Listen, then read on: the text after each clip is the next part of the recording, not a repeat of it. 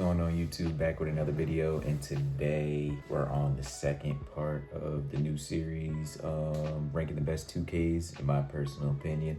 Obviously it's all part gameplay based. If you watched the last video, 2K25 was number 5, and now we're gonna get into the next one, number 4 on my list of top 2K's park related gameplay, like online, everything, city, whatever you want to call it, like rack and all that stuff. So yeah, we're gonna get into that 2K that I put number 4. And just before that, I always like to spread the word before my video. So from Isaiah chapter 50 verse 14, yet Jerusalem says, the Lord has deserted us, the Lord has forgotten us.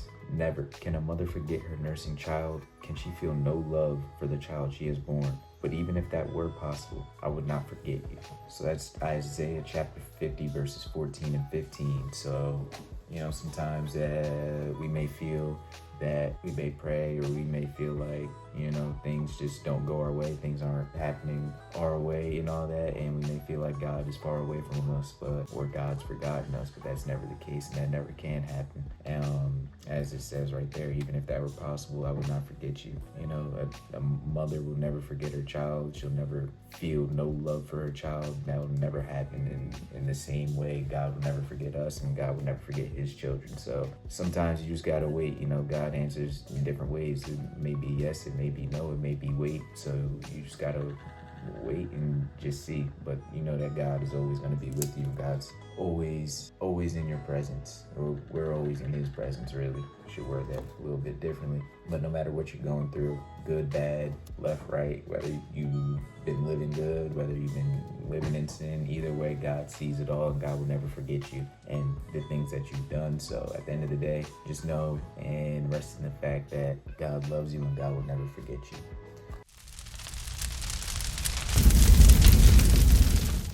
So at the number 4, so the 4th best 2K, in my opinion, park related, but 2K15. So 2K15 was the second year they had like an actual park. So I'll start with the good things about 2K15. I'll say 2K15, it was just fun. It was just a vibe, to be honest with you.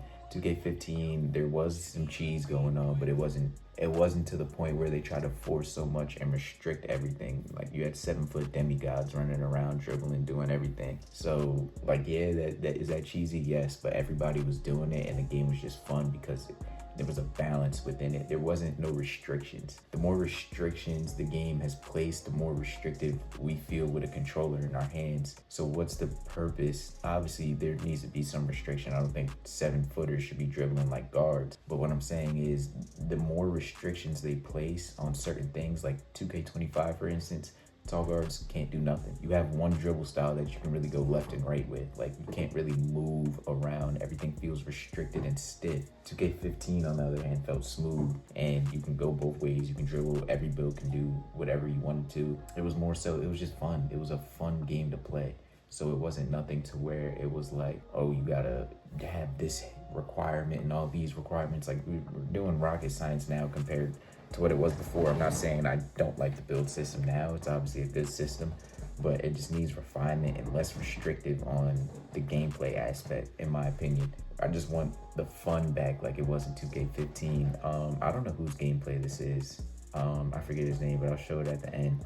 But yeah, that was the main thing. Like, looking back at this gameplay and looking back at 15, it was just more fun, more smooth, and you were in control. Like, we have controllers in our hand, and in 2K25, like, we don't really control all the movements. Sometimes you can literally let your controller go, and your player will just play defense for you. He'll start moving on his own. So there's a lot of things that I just don't agree with 2K25 that 15 did pretty good.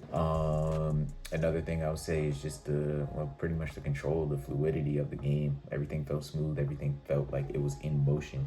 It wasn't clunky. You could actually do what you wanted to do within the game. Obviously, there's advancements, and I'm not saying 2K15 is a completely better game than 25 and that they should just remake this. That's not what I'm saying. I'm saying that there's good things that 15 did better than 25, even though 25 has better updated systems. Like for instance, the jump shot system. I think creating jump shots is cool, but now we're doing rocket science, and you shouldn't be able to, jump shots should be solely off a look, like how it was back. It should be solely off a look, not have to craft and create and freaking do rocket science to make this perfect jump shot. You should just be able to make a jump shot, offer look, and then if it's good, or if you can shoot and time your jump shot, you can shoot and time your jump shot. There's just too much into the game now. Like back then it was more simplistic and it was just basketball centered, but now there's so much things. Like if you don't have time to play the game, you go to school, you go to work, you come home, you're literally just at a you're literally at a severe disadvantage just because you can't go get your boot. Well, you can go get your boost, but you got to do your art of shooting workout, your Chris Brickley workout if you're a newer build.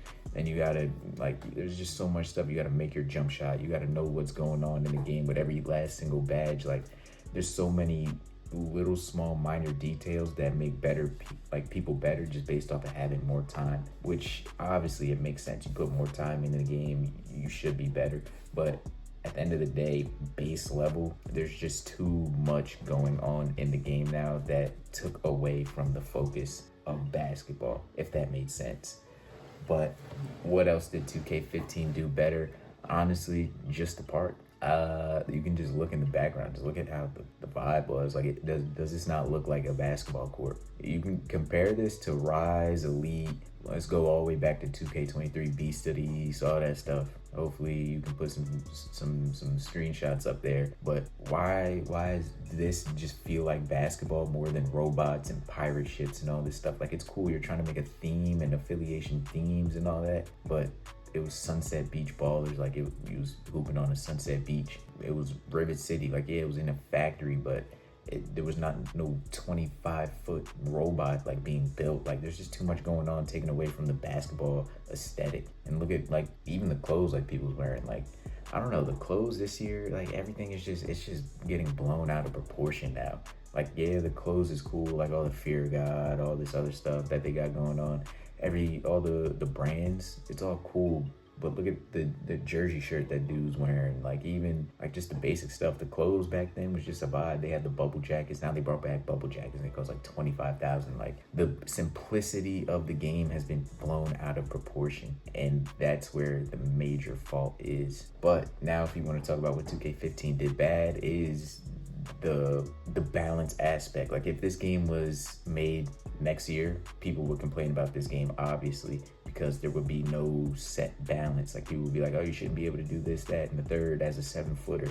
To me, I just want fun and less restrictions. So back then, like, anybody can do anything. Also, what else was bad about this game that I'm just remembering now was the 3-second. There was no offensive 3 seconds, so people were just standing in the paint, and then you was just grabbing offensive board. So stuff like that, I'm not saying should return in the game. Like, obviously, there's a fine line between what's good and bad, but there's certain things gameplay wise that just made the game more fun. Like, in my personal opinion, green or miss should be a thing. Like, we already upgraded to green or miss. Like, you had a green, and now we just brought back 7 different shot timings. Like, we're making whites again. Like, it just doesn't make any sense to me.